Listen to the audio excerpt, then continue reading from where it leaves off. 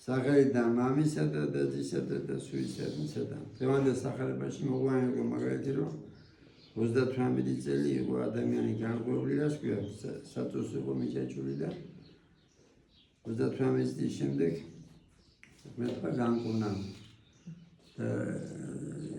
ჩვენთვის მაგალითი რა იყო 38 წელი იყო საწოს მიჭაჭული და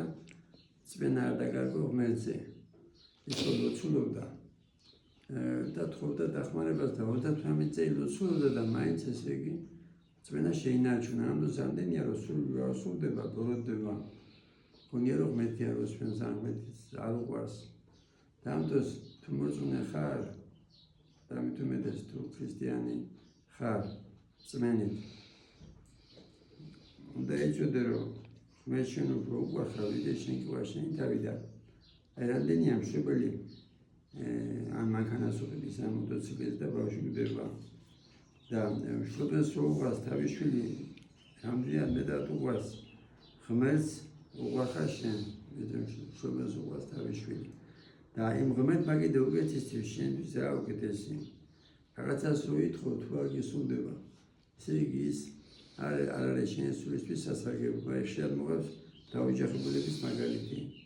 მე ადრემამდე რომ ყოველგვარი დაშორება მეთქი მაგრამ ახლა თუმცა 70% სტატისტიკი დაშორება დაოჯახებულების შორის და ამ დროს ეს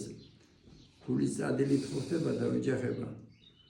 გულის კარნახით ესე იგი შეიძლება შენ გულის კარნახი შენი სული ტყუდებოდე ამიტომ თუ ლოცველი ხარ და ხმობებს თუ თქო დახმარება და თუ აგისუნდება სულია თუ დადება ლოცვა იყავნება შენ უნდა იცოდე რომ მე თქვა უკეთესის რა შენ სულის უკეთესის ქონებას ამდენიდან გამიგია რომ ქონება რომ შეეძინა მე და უშო გამარჯვებას არ უნდა თანამდებობის თუ გახდა და ამიტომ თუ რაღაცას ითხოვ და თუ არ გისურვდება ესე იგი შენ უნდა მინდო ღმერთსა შენ უნდა იცოდე რომ ღმერთი შენი ზრუნა შენთვის ზრუნა შენი ზრუნებისთვის და ყველაფერთვის მადლობელი უნდა იყო ღვთისა დღეს კიდე არის ხსენება მართლისა ტაბითას ტაბითა კიდე ვინ იყო ეს იყო მკერავი მაგრამ რატომა წმინდანებს შორის ეს ტაბითო რომ ხელმოქმედი იყო ეხმარებოდა გაჭირებულებს და რო გარდაიცვალა პეტრე მოციქულს ასწავდეს და პეტრე მოციქულს უყვარდა ძალიან ეს ტაბითა და რომელი თხოვა ღმერთსა და აღდგა ეს რა ქვია გაცოცხლდა ეს როგორ ხდება ოდესდება გარდაცვალება როცა სული ამოდის ხეულიდან და როცა მოციქულია ვიღაცა თხოვს თავისი ესე იგი ძმა იქნება თუ შვილი იქნება მისთვის ღმერთის ნებით ის სული ისევ ჩადის და ადამიანი ცოცხლდება და ასეთი ბევრი შემთხვევებია სახარებაში და ახლა რატო არ ხდება სასწაულები ეს ჩვენზე ნათქვამია რომ ბოლო ჯამს სასწაულები არ მოხდება ახლა ეს ღვთისნებაა მაგრამ განას სასწაული არა რომ ექიმებიდან ჩამოწერილი ფიზიოგება 7 ზეთის ხებით რეანიმაციაში სასწაული არა აგერ ცოცხალი მაგალითია დავითი ხშირად მოყავს მაგალითად რომ ადამიანი განეკუნა მეოთხე სტადიის ისინისგან 2007 წელს მოვიდა ჩვენთან 10 დღეში ყოველ დღეს მეოთხე სტადია ბოლოს სტადია ძირს უმთავრდა რომ მოვიდა მაგრამ ისე წმენა შეიძლება და რა შეიძლება კიდე შეიძლება კი რა სიარებით განეკუნა ამიტომ ერთი იყო გუშინ ესე იგი ხალი იყო და ისო რაღაც ინტერნეტში არისო და რაღაც მამა ანგელოზი არისო და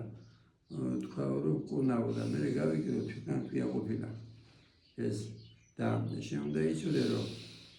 დელი კი არ კურნავს აი ჩვენ რომ მივდივართ 7 ზეთის ხებაზე და ადამიანი რო იკურნება ჩამოწერილი ან ზიარებით დავითი განიკურნა დელმა კი არ განკურნა რეანიმაციაში ექიმებიდან ჩამოწერილი ან ზიარებით ღმერთი კურნავს 7 ზეთის ხებით ღმერთი კურნავს ჯანმრთელობის პრაქტიკაში ჩატარებით და არა მდელი ის ვინც ამბობს რომ მე განკურნავ ესე ის თვითონ ქვია კურნავს ღმერთი და ამას რატომ ამბობ თქვენს ვიცოდეთ არის ესე იგი საბატიებიდან ცნება რომ ეს მამა ანგელოზი არის თვითონ ქვია და ანგელოზი მამა ანგელოზი უძახეს დავიწყდა და ღვთის ფორმაში დადის და დელი წმინდანისო იყოს აი იყო ერთი სქიარქიმანდიდის საბა გადაიცვალა უკვე და მის ცოცხალი მაგალითები რომ აი ჩემი თანაგუცერა მიყვება რომ თავის შორს აღანი ერჩებოდა საოპერაციო უნდა და მამასაბამ აქ ესე იგი ხელი მოკიდაო ელოცაო 10 წუთიო და განიკურნაო, მაგრამ მამასაბას ხელმა კი არ განკურნა, წმენამ განკურნა. ხო არის შემთხვევები, რომ ისო ქალიო შეეხო, მასწავლებლის იმასო, რა ქვია, სამოსასო და განიკურნაო, სამოსელმა განკურნა, ღმერთმა განკურნა. ასევე იყვნენ მამები მამასაბასავით, ხელის დაებით კურნავდნენ, მაგრამ მაგათი ხელი გამოდა, ღმერთის მალი კურნავდა, მაგათი წმენისა გამო და სიწმინდისა გამო. ღმერთმა მოგცეს მეტი წმენა, იმას ქვია ცოცხალი წმენა. ქრისტიანობა. ჭეშმარიტად ქრისტიანობა. ჭეშმარიტად ქრისტიანობა. ჭეშმარიტად